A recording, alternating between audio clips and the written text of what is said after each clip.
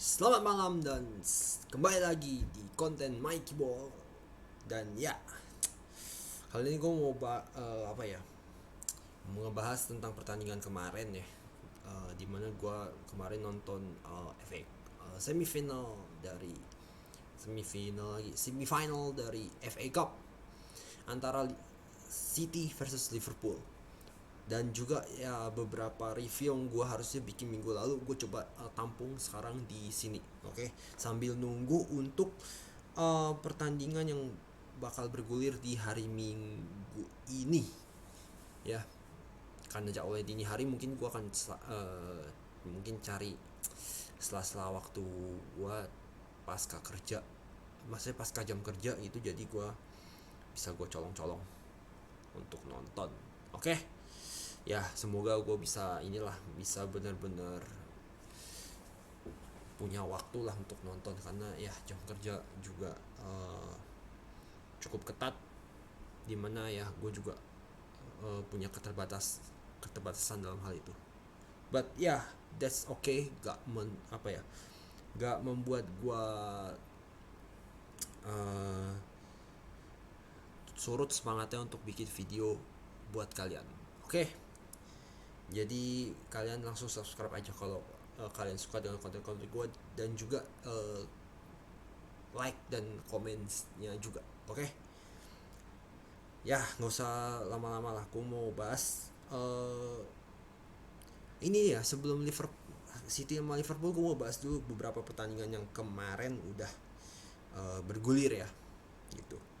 Maksudnya yang dari weekend kemarin sih sebenarnya, dimana ada beberapa hal yang cukup penting yang pengen gue sorotin sih gitu.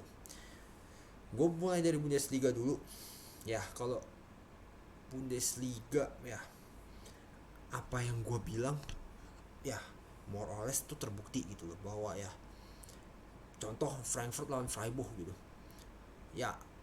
Frankfurt walaupun lu bisa ngalahin Barca ya, itu karena emang pemain belakangnya emang pada TOL aja sih. Gue bilang kayak Eric Garcia sama Mingueza itu, aduh ampun deh gue bilang. Tapi baik lagi ya, mereka nggak konsisten di sini, gue bilang itu. Sementara Freiburg yang udah dari awal musim udah apa ya, buat buat gue sih mereka udah ngegas banget lah dari awal musim Freiburg ini sampai mereka ada di tahap menuju menuju Eropa. Ya gue lihat musim ini Freiburg ini memang benar-benar beda dari yang lain. Walaupun di tengah-tengah jalan ya mereka juga mengalami pasang surut juga dalam performa, tapi ya kelihatan banget emang Frankfurt ini emang nggak banget buat musim ini. Mereka kadang menang dalam beberapa pertandingan penting, tapi at the other end gitu, konsistensi mereka juga dipertanyakan lah kalau gue bilang. Ya terbukti ya kalau based on statistik ya, mereka ya Frankfurt di posisi 10 menurut gue udah bisa dibilang mostly deserve gitu, karena ya performanya mereka juga gitu yang gue tonton selama musim ini gitu loh. Ya beberapa kali gue juga liat Frankfurt, mereka bisa mendominasi pertandingan, bisa benar-benar luar biasa untuk uh, bermain gitu. Tapi ya kebanyakan mereka juga nggak konsisten juga dalam segi permainannya gitu ya. Mereka memang punya counter yang bagus, tapi mereka juga bisa di count, mereka tuh juga punya beberapa kelemahan di mana ya, lini lini belakang mereka sih kalau yang gue sorotin kadang tuh rapuh gitu. Dan ya membuat Freiburg at this context ya, mereka bisa manfaatin situasi itu gitu loh. Jadi ya buat gue sih ya, ini sih gue memang nggak gitu nggak nonton, cuman gue berkaca aja dari beberapa pertandingan baik itu Frankfurt maupun Freiburg yang gue udah tonton sebelumnya gitu loh, bahwa ya Freiburg untuk musim ini tuh bener-bener underdog yang buat gue harus di apa ya, harus disegani lah sama tim-tim lain gitu. Karena ya bukan nggak mungkin kalau lu ngeremehin ya Freiburg Freiburg ini bisa bener-bener galak ke masing-masing lawannya gitu. Ini it might be like too much lah gitu, cuman ya this is that was it gitu. Emang Freiburg memang lebih baik untuk ya untuk musim inilah, terutama dari performa mereka dan at that context ketimbang Frankfurt. Terus kita ke Leipzig versus Hoffenheim. Ya ini sih gue udah gak gitu kaget sih kalau Leipzig menang sih. Ya ini udah kayak haruslah Leipzig untuk menang demi mengamankan Liga Champions lah. Dalam artian kan mereka udah sekarang di posisi 4, mereka udah harus benar-benar berjuang keras demi spot ini gitu loh, karena ya Freiburg ini benar-benar bisa sangat membahayakan kalau Leipzig sekali aja dapat hasil kurang bagus gitu ya, karena walaupun Leipzig unggul satu pertandingan, tapi kalau Leipzig gak bisa manfaatin, bukan gak mungkin Freiburg yang akan naik ke posisi 4. Dan ya as a result akan tambah seru nih antara Leipzig sama Freiburg. Bahkan Leverkusen sekalipun bisa digoyang posisinya. Yakin gue kalau Leverkusen sampai nggak nemuin formula cadangan gitu ketika Wirtz gak ada, ya you might expect some surprises sih buat gue. Bahkan bukan gak mungkin Leverkusen bisa somehow kelempar dari Liga Champions gitu, karena ya berkali-kali gue bilang mereka cuma tergantung sama Florian Wirtz itu doang. Gak ada si Wirtz, serangan dari sayap dan mostly bakal crossing. Bakal banyak ngandelin crossing lah gitu. Jadi ya kombinasi serangannya tuh bakal kurang banget dari Leverkusen gitu ya. Dan terakhir gue mau bahas Berlin Derby, dimana ya gue udah bilang gitu loh di video review gue minggu lalu ya, gue ngelihat bahwa Union Berlin memang lebih punya lebih punya kemauan dan lebih punya passion untuk klubnya gitu, dalam artian gini ya, mereka memang baru pertama kali lah, mungkin mereka baru kayak semusim 2-3 musim lah mereka di Bundesliga gitu, strata tertinggi di kompetisi sepak bola Jerman gitu. Cuman ya lu bisa lihat lah gitu loh, Hertha Berlin sama Union Berlin ini bener-bener beda banget gitu loh. Union Berlin walaupun ya mereka baru seumur jagung di Bundesliga gitu, tapi ya passionnya mereka, kemauannya mereka untuk bisa bersaing di kompetisi teratas ini tuh bener-bener lebih jauh lebih kelihatan ketimbang Hertha Berlin ini. Aduh ampun deh, bener-bener gimana ya, sebenarnya Union Berlin dari segi permainan juga sebenarnya biasa banget gitu, tapi emang Hertha Berlin kan emang bapuk mampus gitu. Jadi ya gue udah bener-bener ini sih ngelihat ini bisa jadi kenyataan bahwa Hertha Berlin bisa aja turun kasta, bener-bener instan nih turun kasta. Dan gue yakin bahwa Hertha Berlin kalau begini terus udah turun kasta bener. Lawan Union Berlin dengan cara kayak gitu sih buat gue udah gak bisa diterima lagi. Dan ya gue sih jujur bersyukur aja bahwa ini Hertha Berlin berkali-kali udah digampar kanan kiri atas bawah ini sama tim sesama Berlin aja tuh, mereka gak becus gitu mainnya, gimana mau lawan yang lain gitu. But ya well deserved lah untuk Union Berlin, mereka dapat 3 poin itu, dimana itu sangat penting demi ya melancarkan mereka dalam perburuan spot di kompetisi Eropa. Gue nggak tahu apakah mereka bakal bisa dapat Europa League apa enggak, tapi at least European Conference League-nya mereka bisa ngambil lah at least gitu. Sementara untuk Hertha Berlin ya kalau begini terus ya cara bermainnya ya, dan manajemennya by the way emang tolol banget buat gue, bener-bener udah terlalu tergiur sama investasi bodong. Udah gitu sistem manajemennya juga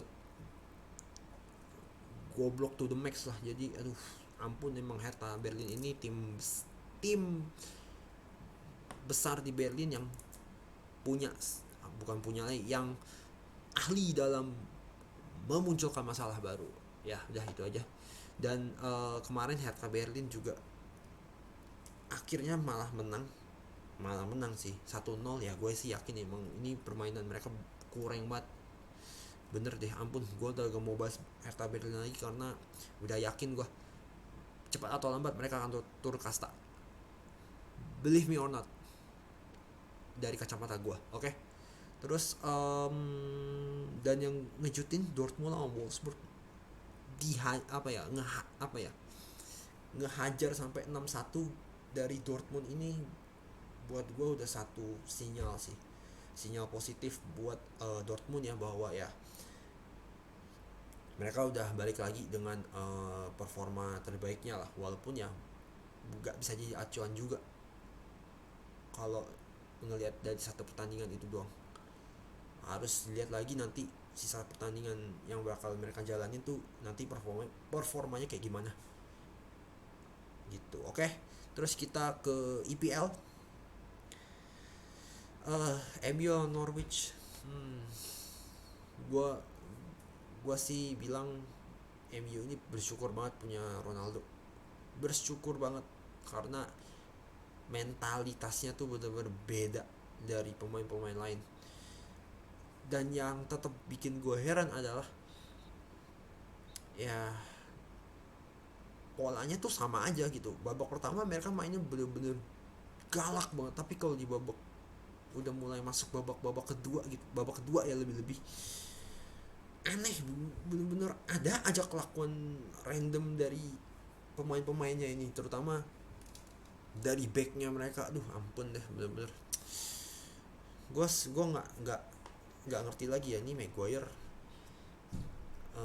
harus dikatain apa ya gitu. Cuman aduh, gue bilang ini pemain bener-bener semakin random kelakuannya, bener ampun deh, bener. Tapi ya terlepas dari itu ya MU layak menang, dapat 3 poin. Tapi dari segi permainan aduh, it's a big joke lah buat gue, and it's a big no buat gue, karena harusnya lu dengan lawan Norwich ya, nggak gue tonton pun, mestinya tim sekelas MU harus mendominasi like most of the entire game gitu. Lu harus dominan, lu harus nunjukin kekuatan lu sebagai tim besar gitu. Dan ya menang dengan cara gini tuh bukan sesuatu yang bagus buat MU sih dari kacamata gue. Oke. Terus kita ke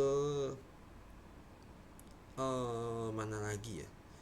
Oh, yang paling terakhir, gue kaget sih jujur nontonin si Ajax sama PSV sih.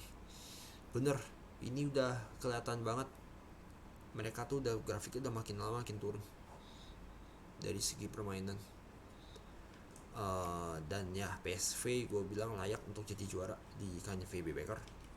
Selamat untuk PSV. Dan ya untuk Ajax ini udah tamparan banget sih, bahwa ya ini mungkin jadi tahun terburuknya mereka mungkin ya. Dan terakhir gue mau bahas City versus Liverpool. Nah ini yang seru nih buat gue nih. Gue langsung review dan gue bandingin langsung di dua kompetisi ya, dimana gue bandingin dulu IPL sama yang kemarin baru aja selesai, yaitu FA Cup. Gini ya, gue ngelihat ya Liverpool ini bener-bener gue bisa bilang adalah satu dari mungkin 3 tim yang bener-bener punya squad yang mumpuni lah untuk terutama ngelawan City gitu. dengan sistemnya Klopp yang sudah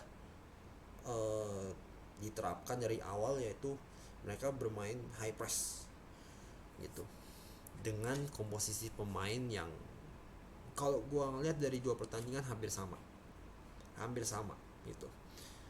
Sementara City ketika mereka main di EPL lawan Liverpool kemarin, itu full tim semua yang turun.